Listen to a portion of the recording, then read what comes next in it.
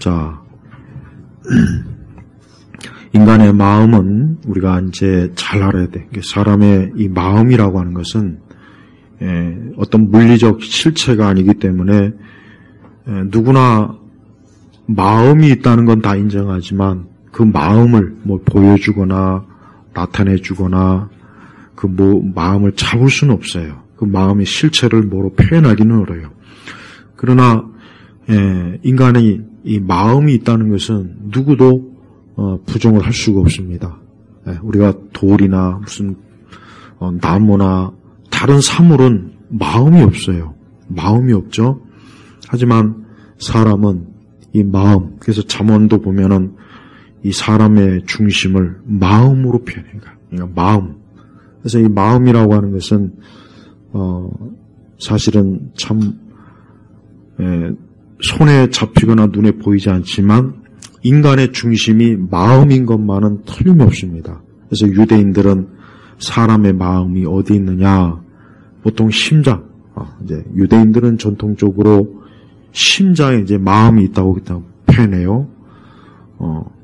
근데 사실 그 마음이 우리 몸 어디에 있을까 하는 것은 사실은 잘 정확하게 알 수가 없어요. 물론 뇌를 다루는 뇌 과학자들은 인간의 마음이 뇌에 있다고 또 그렇게 얘기하기도 합니다. 근데 어쩌면 그게 더 정확할 수도 있어요. 왜냐하면 인간의 뇌는 어떤 화학적 반응에 의해서 사실 인간의 뇌가 어떤 작용에 의해서 사람이 기분이 좋을 수도 있고 나쁠 수도 있고, 그래서 보통 정신과적인 치료를 할 때 뇌에 관련해서 사실은 약물을 많이 써요. 그래서 뇌를 다루는 그런 그 의학은 인간의 마음이 뇌에 있는 것이 분명하다. 그렇게 또 얘기하기도 합니다. 어쩌면 저도 그게 맞지 않나 싶어요. 보면은 여러 책들을 읽어보면은 뇌 과학자들, 정신의학 의학자들을 이렇게 관련 책들을 쭉 보면은 이 사람의 마음이 어쩌면 뇌에 있을지도 모르겠다. 뇌 작용에 의해서 사람이 어떤 그 기분이나 감정이 오르락내리락 하기도 하고 또 기분이 좋고 나쁘고 마음이 막 그런 게 있어요. 하지만 하나님이 창조하신 그 창조주 하나님만이 정확하게 알 수가 있을 겁니다. 오늘 말씀에 보면은 주께서 그의 마음이 주께 머무는 자를, 그래요. 우리의 뇌가 심장에 있던, 우리의 뇌에 있던 중요한 것은 뭐냐? 우리의 마음이 어디에 머물러야 됩니까? 주께 머문다. 자, 머물다. 머물다는 표현이 중요합니다.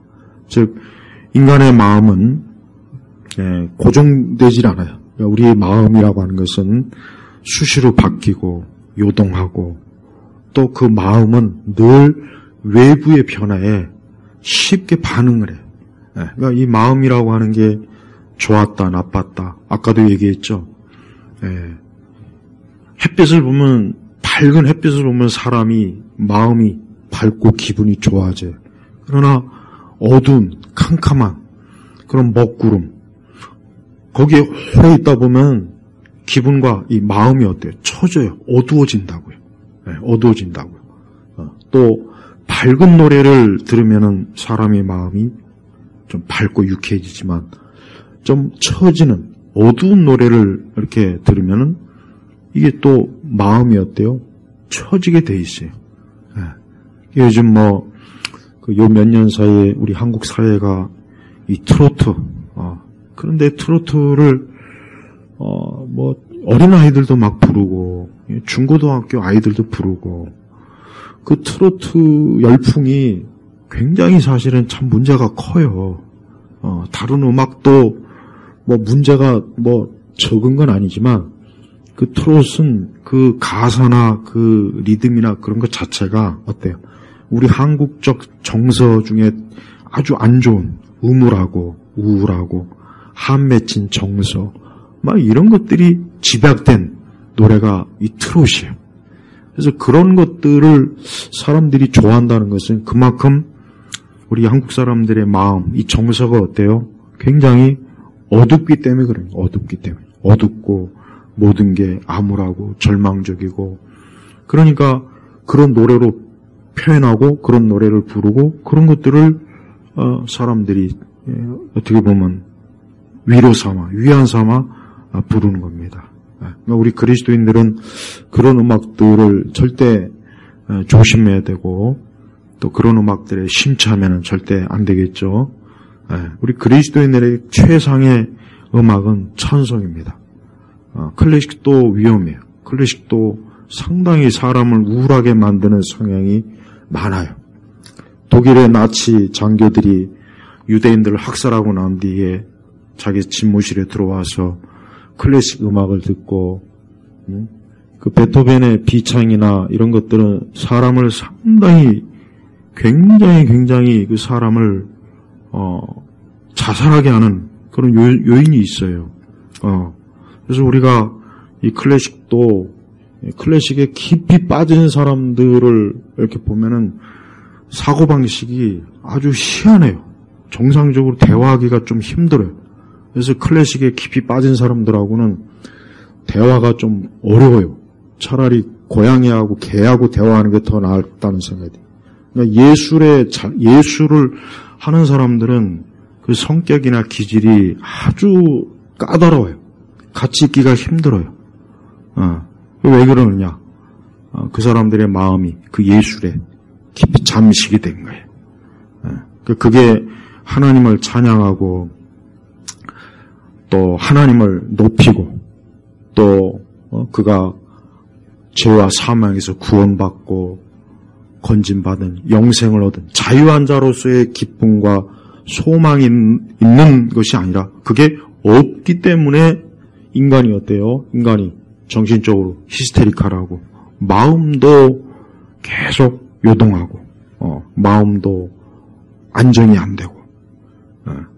그러니까 일반적으로 이 불신자들의 마음은 뭐 한 가지에 머물기가 없는 거예요. 머물 수가 없어요. 어떤 유행을 쫓죠. 또 어떠한 육적인 어떤 시대, 그 시대에 사람들이 좋아하고 즐거워하고 또 매력을 느끼는, 거기에 또 마음이 또 홀딱 빠지죠. 근데 이런 것들이 결코 사람을 온전하게 하지도 못하고 또 복되게 하지도 못하는 거예요. 그래서 오늘 말씀에 주님이 뭐랍니까? 그의 마음이 주께 머무는 자를 뭐라겠습니까? 평강의 평강으로 지키시니 그랬다며. 평강의 평강으로. 쉽게 얘기하면 하나님께 마음을 쏟는 사람, 하나님에게 자신의 근심과 염려와 두려움과 고통과 또 심지어 어떤 큰 슬픔, 괴로움, 이 모든 것들을 우리가 그리스도께, 우리 주님께 향할 때 그가 어때요? 평안하고 또 온전해지는 거예요. 그래서 우리는 우리의 삶이 우리가 지난 한 해도 돌아봤지만 또 앞으로 다가오는 한 해도 별로 다를 게 없습니다. 별로 다를 게 없어요. 여전히 어때요? 인간의 삶은, 마음은 어때요? 흔들리고 요동하고 불안하고 근심하고 늘 그 마음이 어때요? 정한 마음이 없는 것. 그래서 여러분이 잠언 말씀을 깊이 읽어보면은 하나님께서는 그 사람의 중심을 마음으로 규정했기 때문에 그 마음을 바로 세우고 바로 잡고 그 마음이 무너지지 않고 그 마음이 주님의 말씀과 교훈에 있고 그 마음이 하나님을 향해 있을 때 그 사람을 지혜 있는 사람이다 그러는 거예요. 지혜 있는 사람. 지혜 있는 사람. 아무리 지식이 많아도 철학자들만큼 지식이 많은 사람이 있습니까? 그러나 철학자들은 지식이 많지만 그 마음은 어때요? 그 마음은 지혜가 없는 거예요. 그러니까 지혜와 지식은 또 다른 문제예요. 그래서 성경은 지식이 많은 것보다 지혜로운 걸 성경은 그걸 하나님께서는 사람에게 더 좋게 여겨주셔요. 그래서 우리 성도들은 이 지식의 문제보단 마음의 문제가 삶의 근원이라는 걸 꼭 알아야 됩니다. 이게 가장 근본적인 필수적인 문제예요. 그래서 우리는 우리를 창조했기 때문에 사람이 그 창조주 하나님에게 우리의 마음이 가 있을 때 사람이 어때요? 온전해지고 평안해지고 평강이 이루어지는 거예요. 그러나 하나님에게 그 마음이 가 있지 않고 다른 곳으로 가 있으면 그 마음은 반대로 평강과 평강이 아니라 혼란과 불안이 계속 그 사람을 집어삼키는 거예요. 사람의 이 마음이 어디에 머무느냐에 따라서 그 사람의 삶이 결정되는 게 이게 분명합니다. 이게 잠언에서 계속 가르쳐주는 게 바로 이거예요. 그래서 인간은 어떤 외적인 조건에 의해서 뭔가 이루어질 것이다 라는 착각을 많이 하죠. 그래서 대부분의 사람들은 외적인 것을 바꾸려고 많이 노력을 합니다. 그러나 그거는 극히 일시적이고 잠깐이지 영원하지 못한 거예요. 영원한 것은 뭡니까? 하나님께. 그래서 4절에도 너희는 영원토록 그러니까 여호와를 의지하여라. 의지하여라고 하는 것은 뭐냐? 그 3절에 마음이 주께 머무는 게 바로 하나님을 의지하는 거예요. 그러니까 우리가 하나님을 의지한다. 난 하나님 의지해 하는 그 뜻이 뭐냐? 내 마음이 하나님께 향하는 게 그게 바로 우리가 하나님을 의지하는 거예요. 근데 우리의 마음이 하나님께 향하지 않고 다른 것을 향할 때 마음이 어때요? 평안이 없고 평강이 없는 거예요. 그래서 성경은 우상에게 자기의 마음을 주면은 그 사람에겐 절대 평안이 없다 그랬어요. 불안하고 혼란스럽고 더 막 정신적으로나 심리적으로 안정이 안 되고 그래서 이방 종교를 가지고 있는 사람들은 겉으로는 평안한 것 같지만 그 마음은 어때요? 절대 평안이 없습니다. 그냥 겉으로만 그들은 있는 척하는 거지 절대 없어요. 하나님께 향하지 않는 우상을 향해 사는 사람들은 분명히 평안이 없다 그랬다고. 오히려 또 혼란이 많고 오히려 또 그래서 무당에 있다가 우리 기독교로 참 하나님께 구원받아온 사람이 하는 말이 뭐냐? 무당들 중에 단 한 사람도 행복한 사람이 없대요. 그건 자기가 아주 자신 있게 얘기한. 단 한 사람도 행복하거나 평안하거나 그런 사람이 한 사람도 없대요. 맨날 그 귀신에게 시달리고 맨날 아주 지치고 뭐 자기 마음대로 하는 게 그가 모시는 장군신이든 당군신이든 뭐든 간에 그 귀신이 하라는 대로 안 하면은 머리부터 모든 게 그냥 아주 고통스러운 거예요. 봐요. 그 마음이 악령, 귀신에게 가 있으니 거기에 평안이 있습니까? 없어요. 없다고. 그러나 하나님에게 가 있을 때 사람은 어때요? 마음에 평안이 있는 거예요. 오늘도 내일도 미친 듯이 거리를 쏘다니며 술을 마시고 이 세상의 온갖 죄악을 탐닉하는 사람들은 그 마음이 어디에 지금 머물고 있습니까? 이 세상에 머물고 있는 거예요. 이 세상에 머물고 있으니까 그들에게는 평안이 없어요. 평안이 없어요. 여러분 빈살만이 한국에 일주일 와서 쓴 돈이 한 20억. 저 호텔 롯데를 그냥 전체를 다 빌려가지고 모든 걸 다 그냥 그 사우디에서 새로 그냥 구입에다가 식기부터 해가지고 싹 다 완전히 다 그냥 침구부터 해가지고 그렇게 호화롭게 돈이 많지만 그러나 이슬람 교도들은 절대 평안이 없어요. 이슬람 교도들이 평안이 있다는 말을 이제까지 나 들어본 적이 없어요. 왜? 이슬람 교리 자체가 평안이 없어요. 자기가 과연 구원받을지 구원받지 못할지 늘 불안에 시달려. 그 교리가 그렇다고요. 천주교인들도 마찬가지예요. 천주교인들도 일단 죽어서 연옥을 가요. 무조건. 천국은 곧바로 못 가요. 천주교 교리 자체가 그렇다니까요.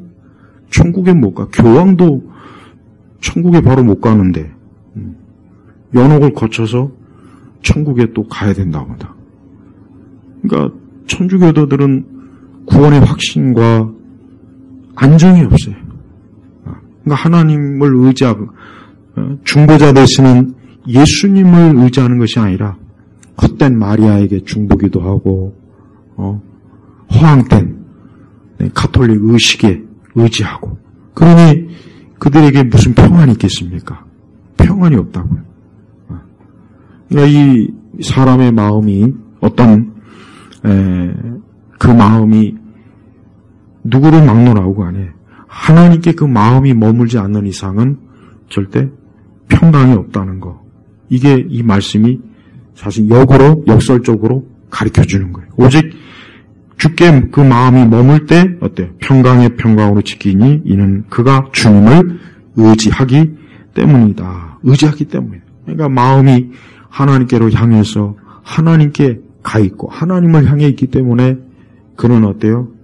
평안하고 잠잠하고 안정되고 두려움도 없고 물론 두려움과 염려가 오지긴 오죠. 그러나 그가 하나님을 방패 삼아 하나님을 그의 보호와 안식처로 삼기 때문에 그런 두려움과 염려와 이런 것들이 직접적으로 오지 않고 하나님께서 막아주시고 보호하시고 하나님께서 그를 평안하게 해주시는 거예요.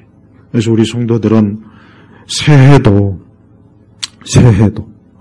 늘 이맘때 되면은 어때요? 늘 이맘때 되면 늘 들려오는 소식은 내년에는 또 무슨 큰일이 있을 것이다. 또 무슨 경제적인 큰일이 있을 것이다.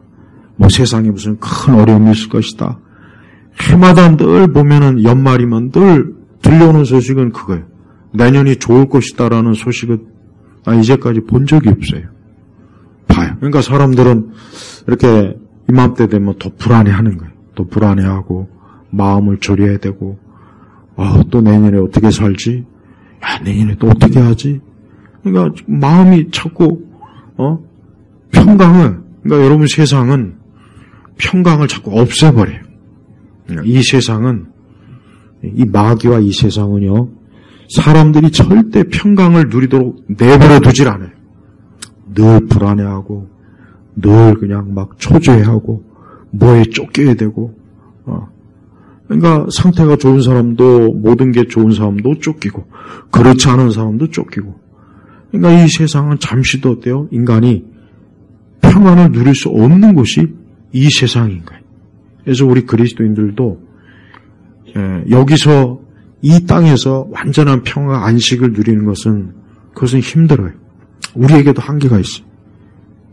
그래서 하나님은 우리가 영원한 안식, 그 안식을 바라보라니까 안식. 그게 우리 성도들의 궁극적인 소망이에요. 내가 이제 완전한 안식, 완전한 평안, 완전한 그 평강을 얻는 그 때를 바라보면서 우리가 인생을 사는 겁니다. 그렇지 않고 하나님이 없는 사람들은 늘 뭔가에 막 목말라요. 늘 무언가에 자꾸 목말라 하는 거예요. 근데 그렇게 목말라 하지만 채우지는 못해요. 또 채워줄 것도 없고 채워지지도 않고 그러니까 그렇게 하면서 그냥 허겁지겁 매일매일 정신없이 살아요. 그래서 우리 성도들은 이제 이렇게 한 해를 또 마무리하고 이제 곧 있으면 새해를 맞이할 텐데 내가 내년 한 해 어떻게 살까? 오늘 말씀처럼 살면 됩니다. 우리 모두가 다 내년 한 해에도 우리가 성경의 말씀처럼 내일 일을 너희는 알지 못한다 그랬잖아요. 너희는 안개와 같다고 했어요. 내일 일을 알지 못해요. 근데 내년을 어떻게 하겠습니까? 내일도 알지 못하는데. 그러나 한 가지 방법이 있어요. 뭐냐? 오늘 말씀처럼 우리의 마음이 어디요? 주님께 머무는 거예요. 주님께 머물고 있으면 돼요. 내 마음이 주님께 머물러서 그분에게 의뢰하고 의지하고 그분에게 도우심을 구하고 그분의 인도하심을 구하고 그분이 함께 해주신 것을 구하고 그런 신앙과 믿음으로 우리가 이 땅에서 사는 게 이게 성도의 삶의 모습이에요. 그 외에 다른 특별한 건 없습니다. 어떤 특별한 다른 방식이 또 좀 있지 않을까? 그런 건 절대 없어요. 그래서 성경은 전체적으로 가르쳐주는 게 뭐냐? 하나님의 자녀들은 하나님을 의지하면서 살도록 하나님께서 이끌어 주셔요. 그래서 마음이 하나님을 떠나진 사람은 뭐라 했습니까? 여호와께 저주받았다 그랬다. 그 마음이 주를 떠난 거는 뭐예요? 저주받았다 그래요. 마음이 주께 떠나는 거. 그러니까 반대로 오늘 말씀처럼 그 마음이 어때요? 주께 머무는 자, 주께 머문다. 이 머문다. 구름이 우리 위에 머물러 있으면은 그 구름의 영향 아래 있는 것이고, 태양이 우리 머리 위에 있으면 우리가 태양 아래 있듯이 우리가 하나님 아래 딱 안정되게 있으면 어때요? 우리는 거기서 보호를 받고 하나님의 보호를 받고 하나님의 인도하심을 받는 거예요. 여러분 이스라엘이 광야에 있을 때 어땠습니까? 낮에는 구름기둥, 밤에는 불기둥이 있었죠. 이스라엘이 광야, 그 광야라고 하는 아주 굉장히 척박하고 황량하고 아무것도 없어요. 그래서 하나님은 그 이스라엘을 그냥 혼자 내버려 두면은 하나님의 그 자녀들은 그 광야에서 다 죽습니다. 살아날 수가, 하루도 며칠을 절대 벗어날 수, 생명을 유지할 수 없어요. 그러니까 하나님께서 이스라엘에게 어떻게 합니까? 그 이스라엘이 그 광야에서 어디에 머물러 있어야 되느냐? 낮에는 그 구름에 딱 밤에는 그 불기둥에 머물러 있어야 돼. 그래야 그들이 살 수가 있는 거예요. 거기서 벗어나면 죽어요. 정말 죽습니다. 죽어요. 지금 똑같습니다.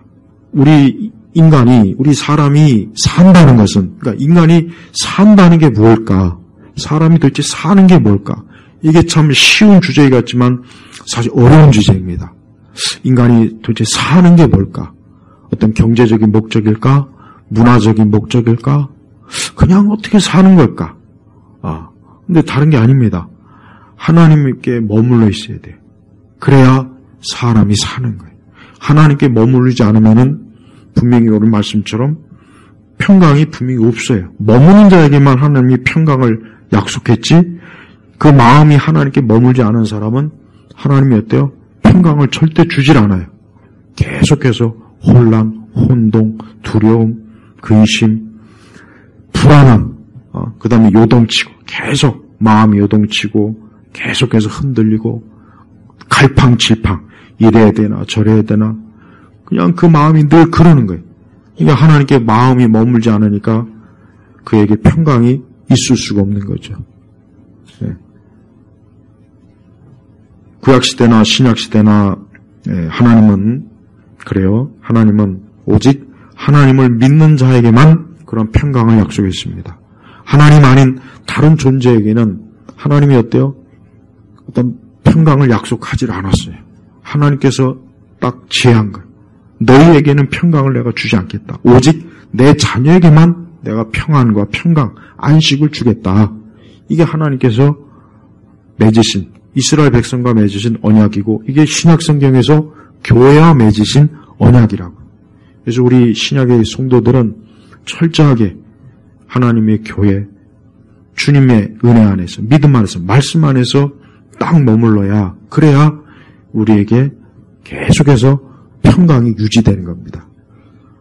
그렇지 않고 나만의 방식으로 내가 평강을 얻겠다 하는 그런 삶의 방식은 곧 있으면 그 평강을 반드시 잃어버리게 돼 있어요. 그래서 믿는 성도들일지라도 주님을 의지하지 않고 주님을 자꾸 이탈하고 벗어나고 하나님의 손에서 자꾸 벗어나면은 평강을 어때요? 누리질 못해요. 평강이 자꾸 사라져요. 그래서 우리가 내년 한 해도 살 때 다른 그 어떤 것보다도 제일 중요한 게 뭐냐? 내 마음이 어때요? 주께 머물러야 되겠구나. 그래, 내 마음이 다른 것에 빼앗기지 않았구나. 여러분, 세상은 사람들의 마음을 차지하려고 해요. 이 세상은 사람의 마음을 차지하고 사람의 마음을 뺏는 거예요. 그래서 우리 성도들은 마음 전쟁, 다른 것보다 제일 무서운 전쟁이 이 마음 전쟁이에요. 이 마음이 누구에게 빼앗기느냐. 하나님에게서 그 마음이 이탈되면 어때요? 그때부터 모든 불안한 것들이 자꾸 밀려오는 거예요. 그러니까 여러분이 마음이 불안할 때마다 하나님 앞에 기도해야 되겠죠. 주여, 내 마음이 불안합니다. 주님, 내 마음이 자꾸 요동칩니다.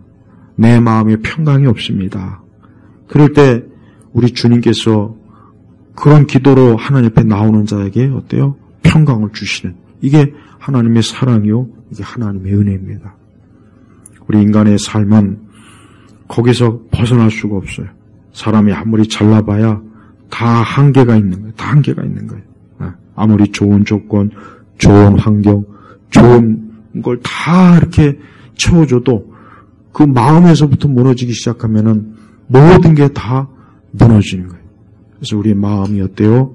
주님을 향하여 있을 때 하나님은 우리를 분명히 지키시고 보호하십니다. 그래서 이 세상은 하나님께 마음을 두는 자와 하나님께 마음을 두지 않는 자, 이렇게 서로 갈라지는 거예요. 하나님께 마음을 두는 자는 하나님께서 평강을 주시겠고, 하나님께 마음을 두지 않는 자는 어때요? 평강이 없어요. 계속해서 그 마음이 내적인 혼란과 불안으로 잠시도 쉴 틈이 없는 거예요. 잠시도 쉴 틈이 없어요. 피곤하고 괴로운 거예요. 그래서 우리 성도들이 마음을 좀 주님께 머무는 것을, 그거를 좀 내년에는 가장 중요하게 여겨야 돼요. 마음을 주님께로 머무는 것, 이것이 가장 내가 지켜야 되고 가장 중요하게 여겨야 된다. 하루를 시작할 때도, 하루를 지낼 때도, 하루를 마칠 때도 하나님께 내 마음을 지켜달라고 기도하고, 마음을 주님께 의탁하고, 모든 일에 내 마음을 하나님께 향할 때 하나님은 그를 붙잡아주고 그를 하나님이 지켜주셔요. 다윗의 일생도 보면은 다윗은 원수가 많았어요. 다윗은 원수가 많습니다. 다윗은 이상하게 왕이 되고 나서부터 더 다윗은 힘들어졌어요, 사실. 왕이 되고 나서부터 다윗은 원수가 많아지고 힘들어지고 어려운 일들이 많이 있었습니다. 그러니까 다윗이 절대 왕으로 기름 부음 받고 그래서 다윗이 막 편해지거나 그러지는 않았습니다. 다윗의 일생을 보면 분명히 알 수 있어요. 그렇지만 그 가운데서 다윗이 어때요? 시편 23편처럼 여호와는 나의 목자시니라고 했잖아요. 여호와는 나의 목자신. 그러니까 다윗은 하나님께 기름 부음 받고 이스라엘의 왕이 되고 사울에게 쫓겨다니고 사울에게 생명의 위협을 받고 왕이 되고 나서도 계속해서 이런 원수를, 저런 원수들이 그냥 막 다윗을 해치려고 했지만 그 다윗을 보호하고 인도한 분이 누구냐? 하나님이시라는 거예요. 그러니까 다윗의 마음이 하나님께 머물렀어요. 그래서 하나님은 다윗을 하나님 마음에 합한 자라고 한 이유가 뭐냐? 다윗이 하나님께 그 마음을 쏟아붓고 하나님께 어때요? 그 마음이 머물러 있기 때문에 다윗을 하나님 마음에 합한 자라고 한 거예요. 그리고 여러분들이 제발 이 세상과 마귀는 우리 성도들의 마음을 빼앗으려고 합니다. 이게 분명한 아주 굉장히 중요한 문제. 우리의 마음이 빼앗기지 않아야 돼요.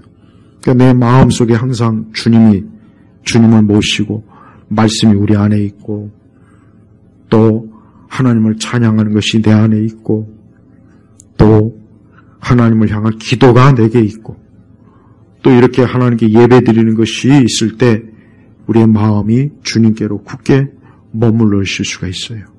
그래서 마음을 뺏기지 않도록 또 마음을 지키는 일에 여러 힘을 써야 돼요. 잠언에 뭐라고 했습니까? 성을 빼앗는 게 용사가 아니라 마음을 지키는 자가 용사인 거예요. 마음을 지키는 자가 용사인 거예요.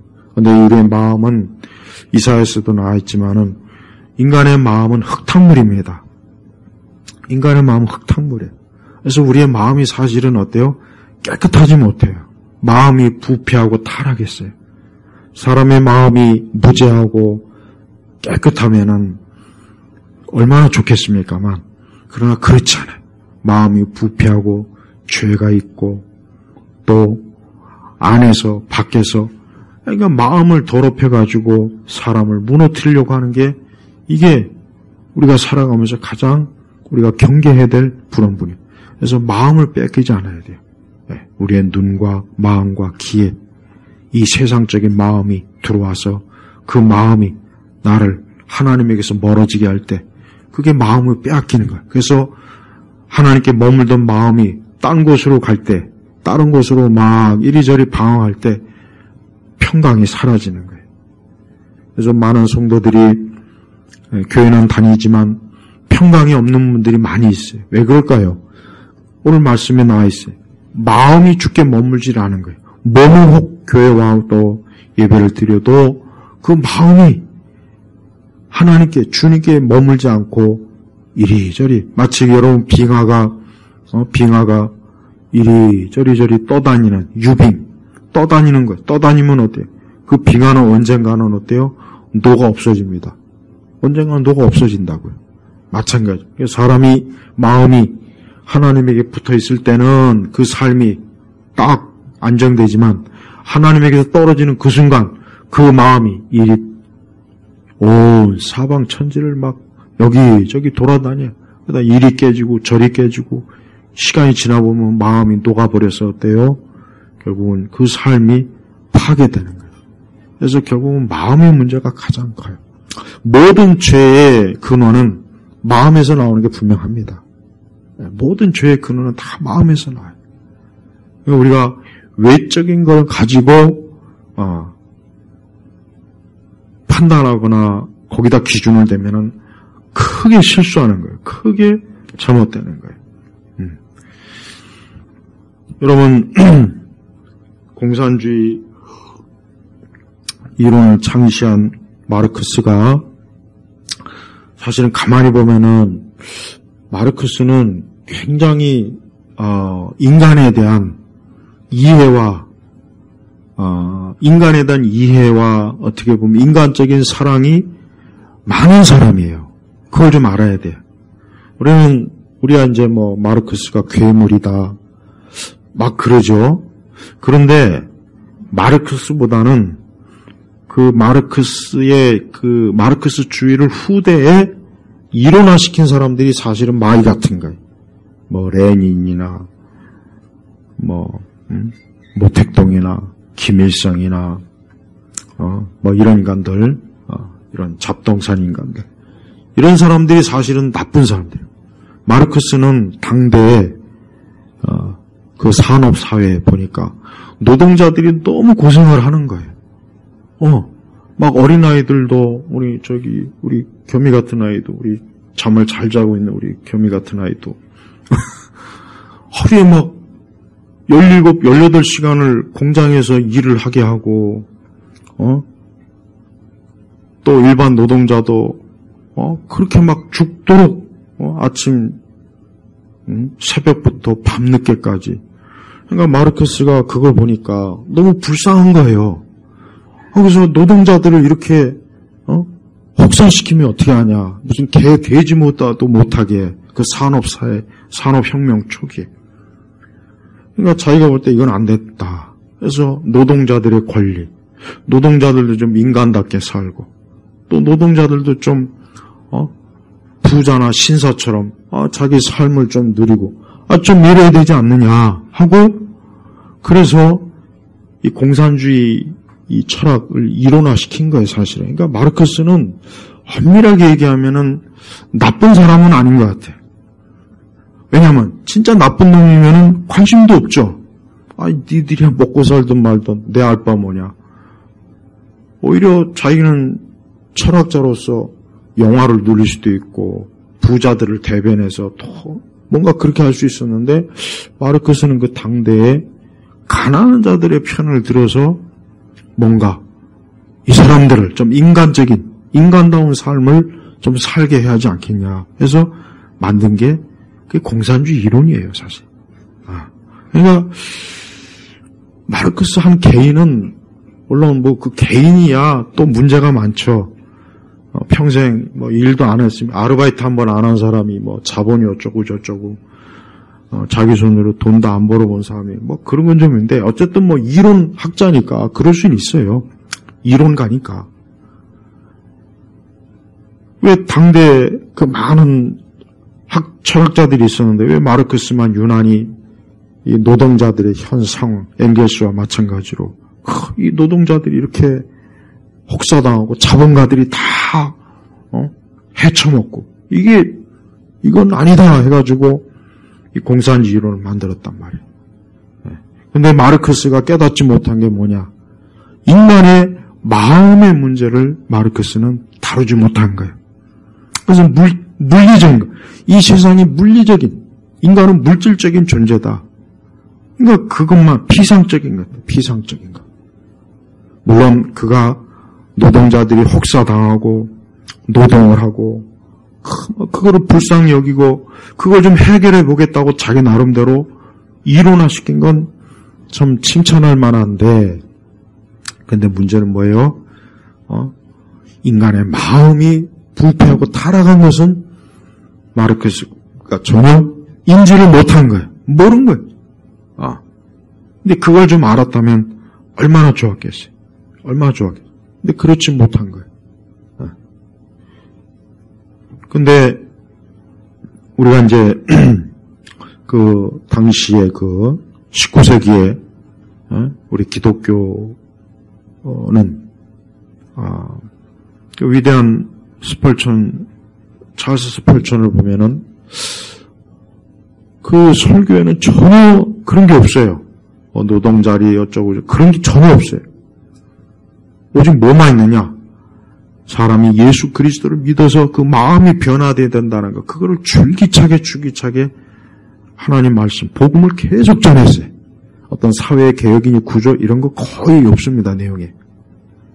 그러니까 언뜻 보면은 현실적이지 못하다는 생각이 들 수가 있는데 그러나 사실 중요한 건 뭐예요? 사람이 그 마음이 하나님에 의해서 말씀에 의해서 변화될 때 이 세상이 좋아진다는 것을 근원적인 걸 얘기한 거예요. 바로 그겁니다. 그래서 그런 마음을 각 사람이 변화되었을 때 그 사람들이 좋은 제도, 좋은 법, 좋은 사회를 만드는 거예요. 그런데 마르크스는 껍데기만 가지고 겉만 본 거야, 겉만. 그러니까 겉만 보니까 야, 이건 안 되겠구나. 이 뒤집어 엎어야 된다. 저 부자놈들 저거 가진 거 노동자들이 주인이다. 왜 자본가들만 배불리 처먹고 노동자들은 개, 돼지, 소떼처럼 어떻게 보면 굉장히 옳은 얘기고 또 맞는 얘기일 수 있지만 하지만 인간의 마음의 문제, 그 가진 부자들의 마음이 어때요? 그가 그리스도를 믿고 하나님의 사랑과 긍휼이 있으면 노동자들을 위한 사업 경영을 할 수가 있지 않겠어요? 그게 더 좋은 거죠. 그러니까 결국은 아무리 의도가 좋아도 마르크스의 그 이론이 제가 아까 얘기했잖아요. 후대 모택동이나 레닌이나 이런 사람들이 결국은 어때요? 그걸 이용해가지고 수많은 사람들을 죽이고 파괴하고 학살하고 이용해 먹은 거라고. 그러니까 이 공산주의 이론은 아무리 좋아도 그거는 인간 본성 자체 마음에서 허용이 안 되는 거예요. 허용이 안 되는 이론이라고. 아무리 좋아도. 그래서 우리 기독교는 항상 사람의 마음이 누구에게로? 그리스도에게로, 하나님에게로 향할 때 그 마음이 하나님의 은혜와 말씀으로, 복음으로 변화되고 그가 하나님의 자녀가 될 때 그 사람이 진짜 평강을 누릴 수 있다. 이렇게. 그러니까 기독교는 환상이 아니에요. 기독교는 환상이 아니라고요. 많은 사람들이 여전히 기독교는 그냥 말로만, 기독교는 그냥 입으로만 사는 것 같아. 막 기독교는 뭐 하나님 말씀이 어쩌고 저쩌고 하는데 실제 삶은 아무 도움이 안 돼. 이렇게 많은 생각을 해요. 하지만 기독교는 가장 중요한 걸 다루는 거예요. 인간의 마음을 다루잖아요. 인간의 마음을 다루지 않고서는 다른 모든 건 다 무너집니다. 다 무너지게 돼 있어요. 그러니까 우리가 교회에서도 뭐 노동자의 권리니 무슨 사회의 정의니 무슨 정치적 변혁이니 개혁이니 이걸 암만 떠들어봐야 소용없는 이유가 사람의 마음이 부패한 마음이 변화되지 않는 이상 민주주의건 좌파건 우파건 아무 소용이 없습니다. 아무 소용이 없어요. 우파도 나쁜 짓 많이 해먹죠. 좌파도 나쁜 짓 많이 해먹어요. 똑같아요. 왜 그러냐? 그 마음이 부패하면 똑같은 거예요. 어쩔 수가 없는 거예요. 그래서 우리 기독교는 조심해야 돼요. 나도 좌파나 사회주의 아주 싫어하지만 근데 또 이상하게 좌파나 사회주의는 어쨌든 표면적으로 가난한 자의 편을 또 들어줘요. 또 그렇게 해서 혜택을 또 받기도 해요. 그건 또 어떻게 보면 또 좋은 거라고. 근데 우파는 그런 게 좀 없어요. 그게 진짜 없어요. 우파는. 그래서 우파는 좀 냉정해요. 그러니까 그거는 잘못된 거라고. 그래서 이 좌파가 끊임없이 생명력을 가진 이유가 다 그런 이유 때문이에요.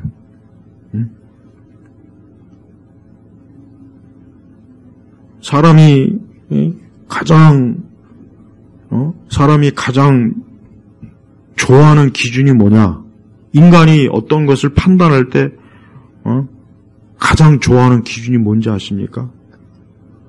자기에게 뭔가 이득을 많이 주는 걸 좋아해요. 그게 제일 좋은 거예요. 사람의 본성이 그래요. 자기에게 먹을 걸 많이 주고 돈을 많이 주면 좋아하게 돼 있어요. 그게 뭐든 간에. 내게 이익을 많이 주면은 좋아하게 돼 있다고요. 이게 사람의 본성이 그렇다니까요. 그걸 그래서 잘 이용하는 사람들은 많은 것들을 퍼주잖아요. 그걸 우리는 또 포퓰리즘이라고 하긴 하는데 문제는 진짜 궁율과 사랑의 마음으로 풍성하게 주는 그것은 좋은 거라는 거예요. 근데 그런 진정한 마음이 들려면 그 마음이 변화돼야 돼요. 그저 뭐 정치적 술수나 표를 얻기 위한 얄팍한 그런 목적이 아니라 정말 사랑과 궁율의 마음을 가지고 베풀 때 그게 사람에게 가장 좋은 겁니다. 이 사회에 좋고 이 세상에 좋은 거예요.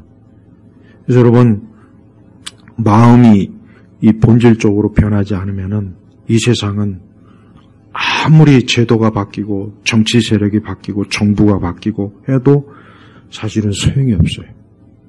그래서 우리 기독교는 인간의 마음을 다루는 종교예요. 물론 다른 종교도 마음에 대해서 얘기해요. 불교도 마음에 대해서 무진장 많을 얘기하는데 문제는 불교는 인간이 죄로 타락했다는 것을 조금 더 인지를 못해요. 그래서 누구나 다 뭐 부처가 될 수 있다는 뭐 말도 안 되는 그 이상한 불교 철학을 자꾸 얘기해요. 뭐 팔정도니 뭐 그런 걸 얘기한다고.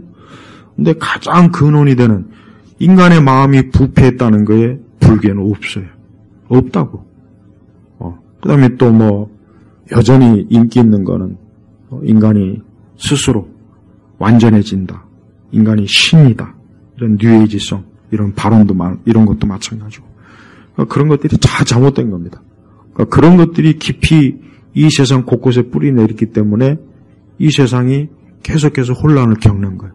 기독교가 모든 영역에 다 깊이 파고든다면 아무리 세상이 타락해도 굉장히 지금보다 훨씬 더 좋은 정부, 훨씬 좋은 더 사법제도, 교육제도가 다 들어왔어요. 그래서 훨씬 사람들이 살기가 좋을 거예요. 분명해요.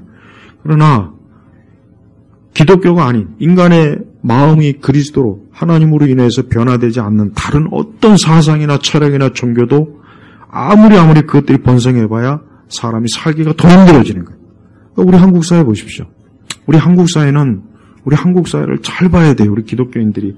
그러니까 우리 기독교인들이 어리석고 미련하게 단편적으로만 보면 안 돼요. 단편적으로 세상을 보면은 절대 제대로 못 봅니다.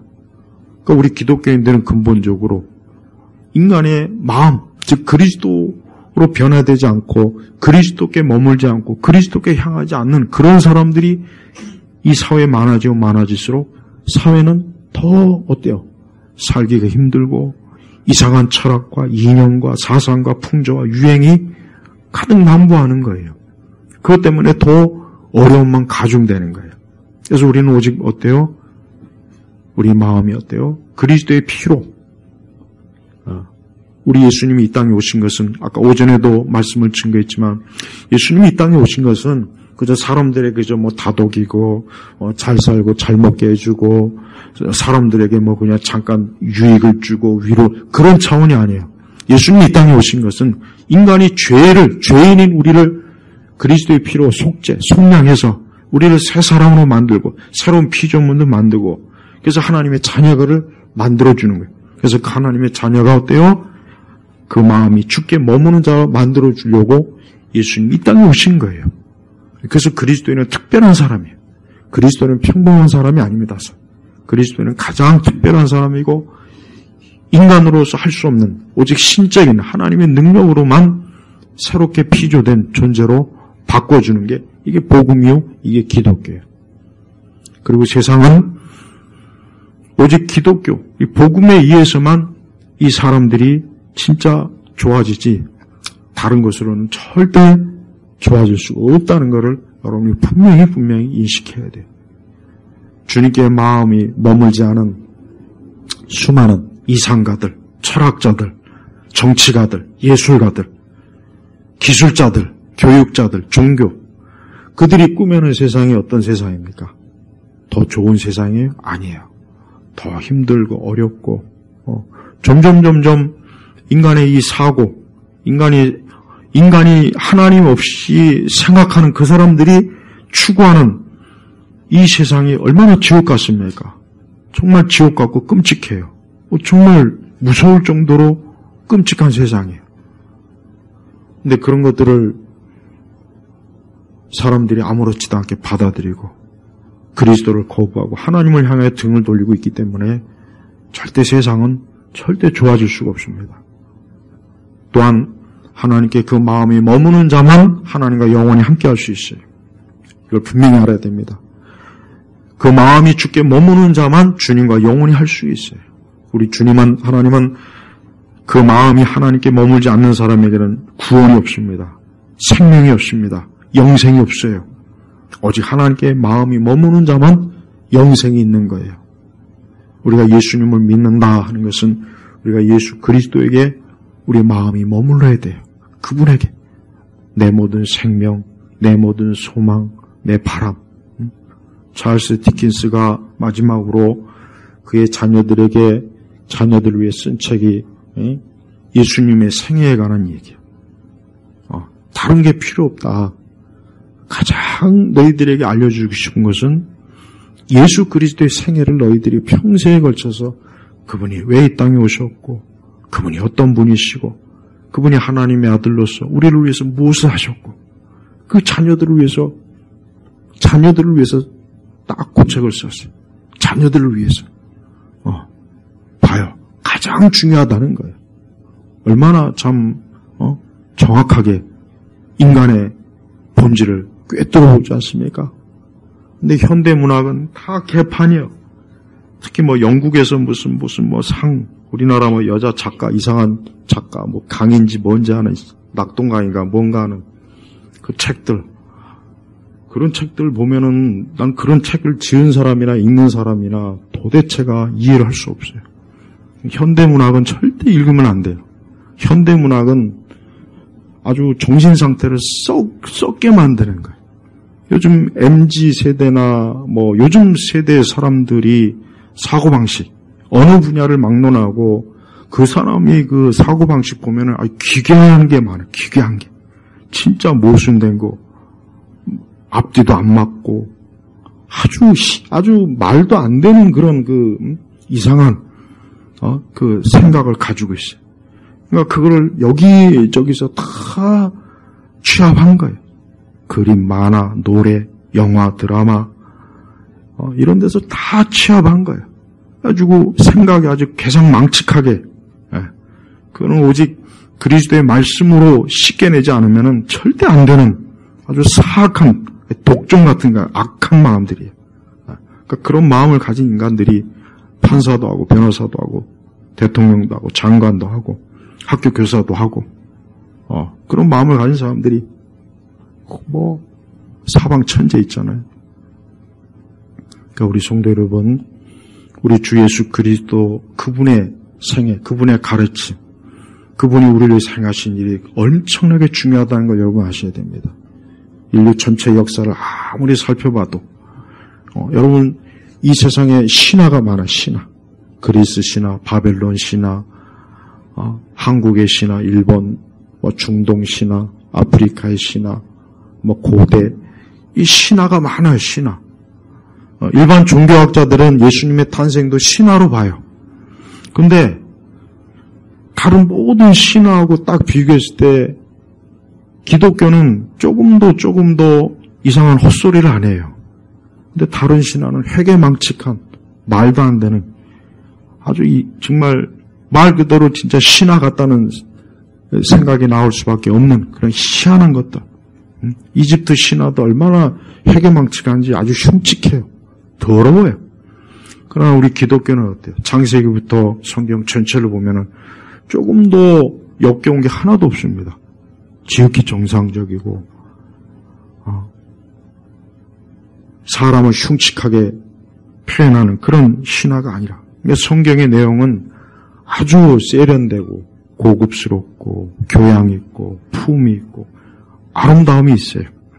특히 그 신적 존재 성부, 성자, 성령은 가장 아름다워요.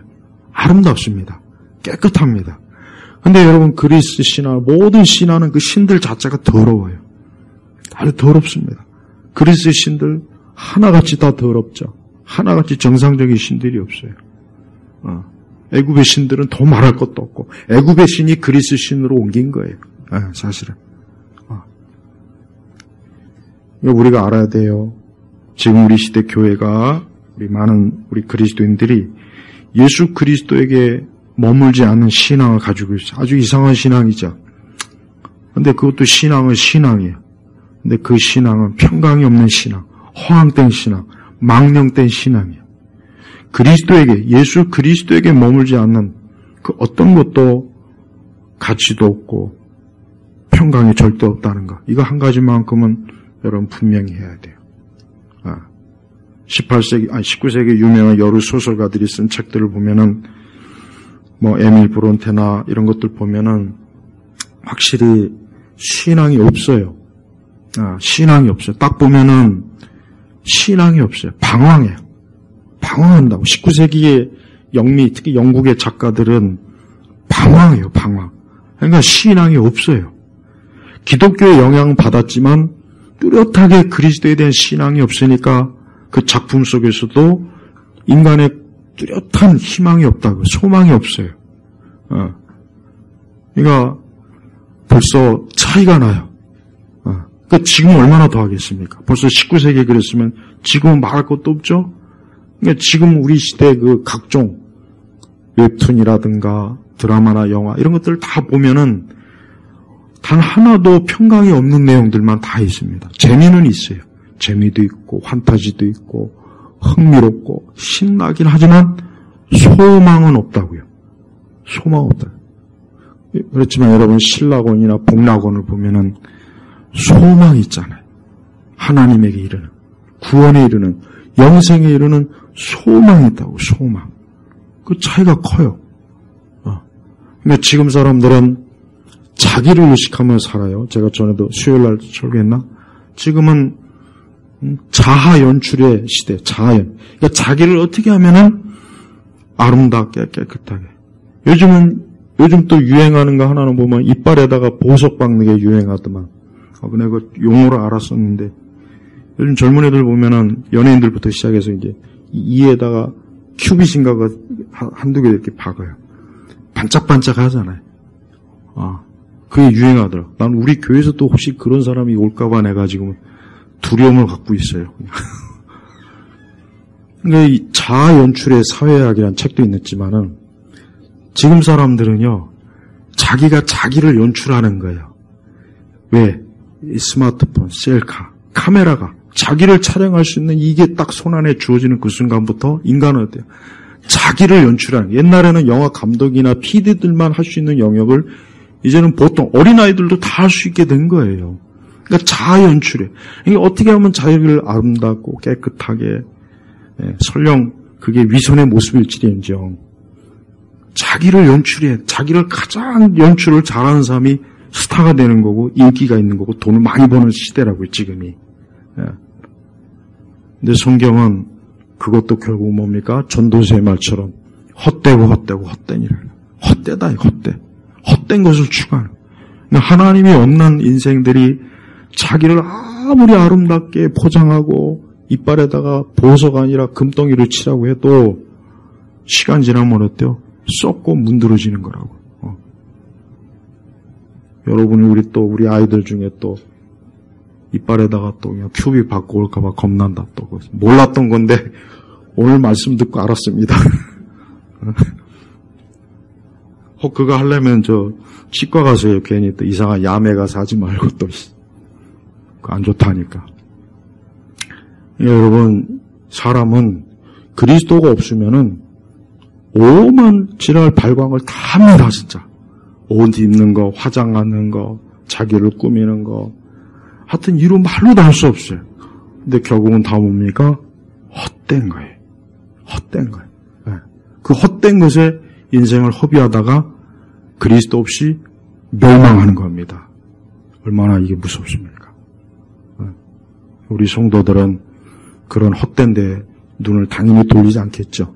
그러나 중요한 것은 더 그 마음이 하나님께 머물러야 됩니다. 우리 그리스도인들이 가장 위험한 때가 언제냐? 마음이 하나님에게서 자꾸 떠날 때가 제일 위험한 거예요. 그러니까 새해에는 내 마음을 더 하나님께로 더 머물자. 내가 더 그 안에 있어야 되겠다. 더 어려운 시대, 위험한 시대, 더 참 하나님의 진리가 땅바닥에 처박히는 시대에 내가 주님께 머무르지 않으면 정말 소망이 없다 하는 이 생각을 정말 제대로 잘 가지셔서 오늘 말씀처럼 주께 마음이 머물러야 되고 그것도 영원히 주님은 영원한 반석이라고 했단 말이에요. 그러니까 우리의 인생이 영원한 내세까지 하나님께 그 마음을 딱 두는 그런 삶, 가장 복되고 행복하고 가장 좋은 인생이라는 걸 여러분 꼭 좀 명심하시길 바랍니다. 기도하겠습니다. 하나님 아버지 감사합니다. 오늘 특별히 하나님의 은혜 가운데에 이제 한 해가 이제 또 마지막 한 주 남은 그러한 때입니다. 우리 온 성도들이 제발 그 마음이 하나님께 머무는 사람이 되게 하시고 그로 인해서 평강을 가득 누릴 수 있도록 우리 예일교회 성도들을 축복하여 주옵소서. 특별히 참 어려운 시대고 살기가 어렵고 참 힘듭니다. 수많은 사람들이 살기 어렵고 죽고 싶은 그러한 시대입니다. 그러나 우리 성도들은 오히려 그리스도로 인하여서 평강을 누리고 또 평안을 누림으로 참으로 인생을 복되게 살게 하여 주옵소서. 예수님의 이름으로 기도 올렸습니다. 아멘.